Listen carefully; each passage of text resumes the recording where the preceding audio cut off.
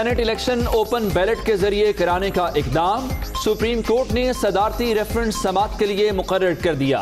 Chief justice की सरबराही में 5 रुकनी larger bench 4 जनवरी को समाअत करेगा। अटॉर्नी जनरल को नोटिस जारी।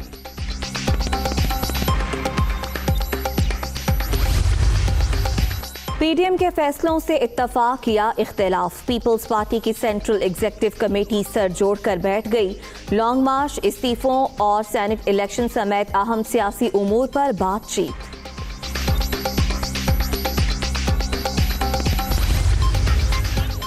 जेयूआई से निकाले गए सीनियर रहनुमाओं की इस्लामाबाद में बैठक, फजलुर रहमान के खिलाफ सफबंदी और आइंदा के लाहे अमल पर मुशावरत।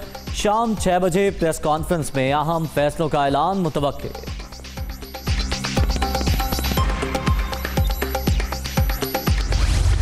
शहरकार से तजावुजात के खात्मे का केस, वजीर आला Sindh supreme court Karachi registry में पेश।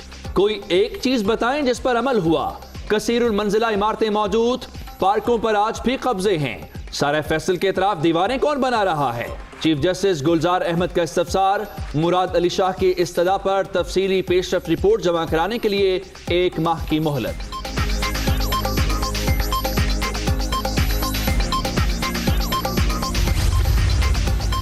SPCA माल बनाने वाला इदारा बन गया, सुप्रीम कोर्ट बरहम। खुदा न खास्ता एक जल्जला आया तो आधा शहर खत्म हो जाएगा। कराची को इमारतों का कब्रिस्तान बना दिया गया। क्या खाक इस्लाहात की हैं? आप लोगों को जेलों में डालना ही हल है। चीफ जस्टिस गुलजार अहमद। किडनी हिल पार्क को मुकर्ररा मुद्दत में आवाम के लिए खोलने का हुक्म। KMC और DMCs के पास तजावुजात हटाने का इख्तियार, अदालत को बताया 40 साल बाद शारा फैसल को 3 से 4 लेन किया।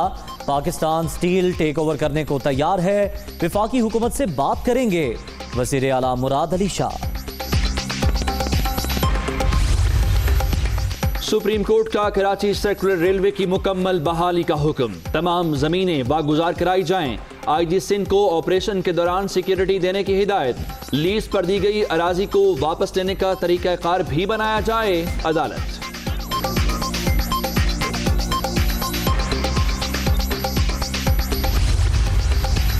चेयरमैन नैब की जेर सदारत एग्जीक्यूटिव बोर्ड का इजलास, जाली अकाउंट्स केसेस का 11वां करप्शन रेफरेंस दायर करने की मंजूरी।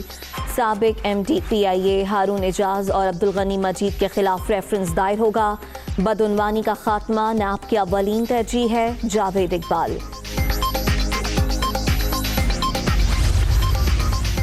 वज़ीर आज़म इमरान खान की ज़ेर सदारत वफाकी काबीना का इजलास, हुकूमत मुखालिफ तहरीक और मौशी सूरत हाल पर गौर। स्टील मिल्स की निजकारी प्लान की मंजूरी दिए जाने का इम्कान।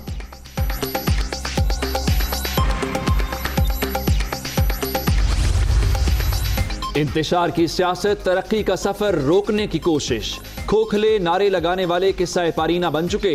माजी की लूट मार का दौर वापस नहीं आएगा। PTI का एजेंडा सिर्फ अवाम की खिदमत है, वजीर आला उस्मान बुज़दार। कड़ी खुदा बख्श में आपने देखा कि मरियम नवाज ने जो टक्करें मारी हैं जाके, उससे जो PMLN का जो नज़रियाती वर्कर था, उसके तो सीने जो है वो छलनी कर दी हैं उसने। 11 जमातों का टोला बुरी तरह नाकाम। गड़ी खुदा बख्श में मरियम नवाज की टक्करों से नजरियाती लीगी कारकुन मायूस। जरदारी की तकरीर ने PDM का नजरिया मलिया मेट कर दिया। मौलाना 2 नौमौलूद लेकर सियासत में गुड्डा गुड्डी खेल रहे हैं, फिरदौस आशिक आवान। आसिफ जरदारी बहुत चालाकी से नून लीग से पुराने बदले चुका रहे हैं। मरियम की मौजूदगी में शेर का शिकारी जरदारी के नारे वाज़े सबूत। इमरान खान की सब चोरों के इकट्ठा होने की पेशगोई दुरुस्त साबित हुई, शहबाज गिल।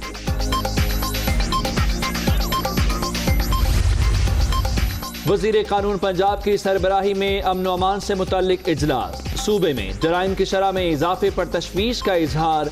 IG, CCPO लाहौर और दीगर अफसरान की कारकर्दगी रिपोर्ट तलब।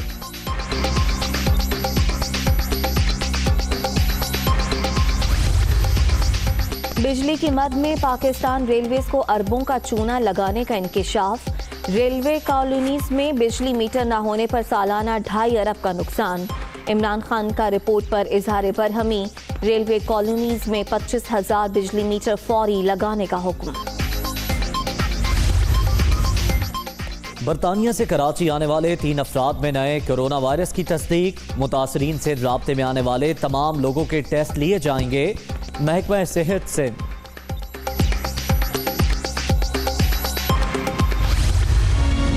कोरोना की दूसरी लहर बदस्तूर खतरनाक। मजीद 63 अफराद जान से गए। अब तक 9,992 अमवात, 1,774 नए मरीज।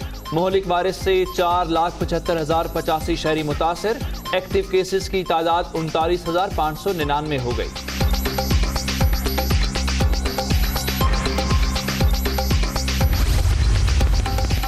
कोरोना का फैलाव रोकने के लिए कराची इंतजामिया अलर्ट। जिला गरबी की 7 यूसीज में 14 रोज के लिए माइक्रो स्मार्ट लॉकडाउन नाफिज। मोहलिक वायरस से मुतासरा लाहौर के 33 इलाकों में भी स्मार्ट लॉकडाउन लग गया।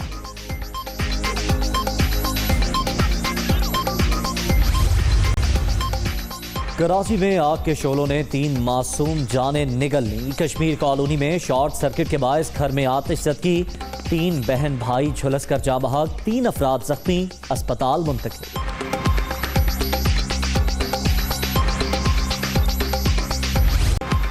– 2020 में महंगाई की दोहाई। चीनी की कीमत में 30 रुपए तक इजाफा। 20 किलो आटे का थैला 130 रुपए तक महंगा। चिकन, अंडे, दालें और सब्जियों के दाम भी आसमान पर। इदारा शुमारियात की रिपोर्ट।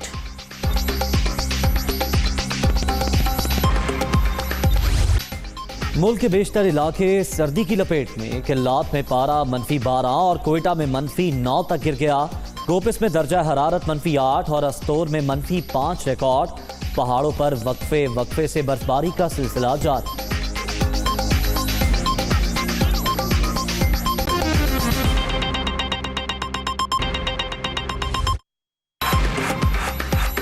अस्सलामुअलैकुम। दुनिया न्यूज से मैं हूँ उमर दराज। मैं हूँ उम्मे रुबाब जैन। मैं हूँ ज़हर अब्दुल सत्तार। हेडलाइंस आपने जानी, खबरों की तफसीलात ब्रेक के बाद। आगाज में अहम खबर आपको दें। सेनेट इलेक्शन ओपन बैलेट के जरिए कराने का ये मामला है जिस पर सुप्रीम कोर्ट ने सदारती रेफरेंस समाअत के लिए मुकर्रर कर दिया। चीफ जस्टिस की सरबराही में 5 रुकनी लार्जर बेंच 4 जनवरी को अब समाअत करेगा। अदालत उस्मा ने अटॉर्नी जनरल को नोटिस जारी कर दिया है। सेनेट इलेक्शन ओपन बैलेट के जरिए कराने का यह मामला जिस पर सुप्रीम कोर्ट ने सदारती रेफरेंस समाअत के लिए मुकर्रर कर दिया। चीफ जस्टिस की सरबराही में 5 रुकनी लार्जर बेंच 4 जनवरी को समाअत करेगा। सुप्रीम कोर्ट ने अटॉर्नी जनरल को नोटिस जारी कर दिया है। सेनेट इंतखाबात के हवाले से सदारती रेफरेंस सुप्रीम कोर्ट ने समाअत मुकर्रर कर दी। चीफ जस्टिस की सरबराही में 5 रुकनी लार्जर बेंच 4 जनवरी को समाअत करेगा। चीफ जस्टिस गुलजार अहमद, जस्टिस मुशीर आलम, जस्टिस उमर अता बंदयाल, जस्टिस एजाजुल एहसन और जस्टिस याहिया आफरीदी बेंच का हिस्सा हैं। हुकूमत ने सेनेट इंतखाबात ओपन बैलेट के जरिए कराने के लिए सुप्रीम कोर्ट से राय तलब की है। सदर मुमलिकत डॉक्टर आरिफ अलवी ने वजीर आजम की तजवीज़ पर आइन के आर्टिकल 186 के तहत रेफरेंस सुप्रीम कोर्ट भिजवाने की मंजूरी दी थी। रेफरेंस में आइन में तरमीम किए बगैर इलेक्शन एक्ट 2017 की सेक्शन 122(6) में तरमीम पर सुप्रीम कोर्ट की राय मांगी गई है। रेफरेंस में कहा गया है कि सेनेट इलेक्शन में खुफिया बैलेटिंग से अरकान की खरीदो फरोख्त में काला धन इस्तेमाल होता है, जिससे सेनेट इलेक्शन की शफाफियत पर सवालात उठते हैं। सेनेट का इलेक्शन ओपन बैलेट के तहत होने से इंतखाबी अमल में शफाफियत आएगी। विफाकी काबीना ने 15 दिसंबर को सेनेट इलेक्शन ओपन बैलेट के मामले पर सुप्रीम कोर्ट से राय लेने की मंजूरी दी थी, जिसके बाद 23 दिसंबर को रेफरेंस सुप्रीम कोर्ट में दायर किया गया। पीडीएम के फैसलों से इत्तफाक या इख्तिलाफ। पीपल्स पार्टी की सेंट्रल एग्जीक्यूटिव कमेटी सर जोड़कर बैठ गई। लॉन्ग मार्च, इस्तीफों और सेनेट इलेक्शन समेत अहम उमूर पर बातचीत। जी हाँ, सेंट्रल एग्जीक्यूटिव कमेटी का बड़ा अहम इजलास है क्योंकि 2 जनवरी को पीडीएम का इजलास होना है और उस इजलास से पहले पाकिस्तान पीपल्स पार्टी अपनी हिकमत अमली तरतीब देना चाहती है और इस सिलसिले में आज सेंट्रल एग्जीक्यूटिव कमेटी के जो अरकान हैं उनकी बैठक जो है वो उसका आगाज़ हो गया है और पाकिस्तान पीपल्स पार्टी कई ऑप्शंस के हवाले से खबरें ये हैं कि वो इख्तलाफ रखती है, खासकर लॉन्ग मार्च के हवाले से और इस्तीफ़ों के मामले पर, फिर बाद में सेनेट इलेक्शन है। इन तमाम तर मामलात के ऊपर पाकिस्तान पीपल्स पार्टी बतौर जमात का फैसला करती है। इस सिलसिले में आज सेंट्रल एग्जीक्यूटिव कमेटी का इजलास हो रहा है और इस इजलास के अंदर इन तमाम उमूर के ऊपर इन अरकान की राय ली जाएगी। पाकिस्तान पीपल्स पार्टी कह चुकी है कि वो हुकूमत को इस सिलसिले में मैदान खुला नहीं देना चाहती और वो मैदान में ज़रूर आएगी। मज़ीद तफसीलात जान लेते हैं मोहम्मद अशद से। अशद, आपसे जानना चाहते हैं, तमाम अरकान पहुँच गए हैं और इस इजलास का आगाज़ हो गया है? जी बिल्कुल, देखें, पाकिस्तान पीपल्स पार्टी की सीईसी का जो है वो इजलास जो है अपने कुछ देर कबल ही जो है वो शुरू हो चुका है। 50 से ज़ायद जो है पीपल्स पार्टी के सीईसी के अरकान हैं जो कि यहाँ बिलावल हाउस कराची पहुंचे हैं और उसके बाद जो है बाकायदा तौर पे इस इजलास का जो है वो आगाज हो चुका है। इस इजलास के अंदर जो आज अहम बैठक है इसकी सदारत पीपल्स पार्टी के चेयरमैन बिलावल भुट्टो जरदारी कर रहे हैं, जबकि आसिफ अली जरदारी जो कि साबिक सदर हैं वो वीडियो लिंक के जरिए इस इजलास में जो है वो शरीक हैं। इसमें बहुत से मामला जो कि जेर गौर आएंगे उसमें जो सर फहरिस्त हैं उसमें यही है कि मुल्की सियासी सूरत हाल और पीडीएम की तहरीक बिलखुसूस जो इस्तीफे देने के मामले हैं उस पर जो है वो बातचीत जो है वो होगी, जबकि सिंध हुकूमत छोड़ी जाए या नहीं छोड़ी जाए इसके ऊपर भी जो है वो तमाम तरह अरकान से जो है उनकी राय ली जाएगी, जिसके बाद जो है वो हतमी फैसला जो है वो सिंध हुकूमत के हवाले से भी जो है वो किया जाएगा। जबकि जो सेनेट के इंतखाबात हैं उसमें शिरकत के हवाले से भी जो है वो मामला जो है वो ज़ेर बहस आएगा। जबकि जो ज़िमनी इंतखाबात हैं खासतौर पर जो सिंध की 3 सूबाई असेंबली की सीटें हैं उसके ऊपर जो ज़िमनी इंतखाबात होने हैं उसमें भी शिरकत के हवाले से जो है वो बातचीत होगी सीईसी के इजलास में। जी शुक्रिया मोहम्मद अशद।